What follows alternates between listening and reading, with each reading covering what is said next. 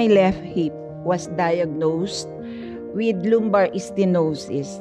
I cannot walk, I cannot move. So when Father asked me to go with him to Naju, I asked him why. Because I do not know anything about this place. I asked him why there. He told me about Julia Kim.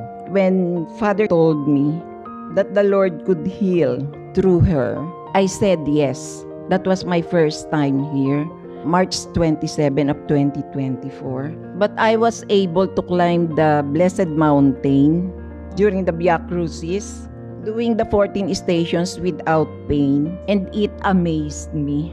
From the time on, I felt better. When Mama Julia kissed my left hip, there was no pain anymore. I kept touching the area and testing if it's still painful, but there was none. And I'm so happy. After a year, and up to now, I'm good and I'm okay.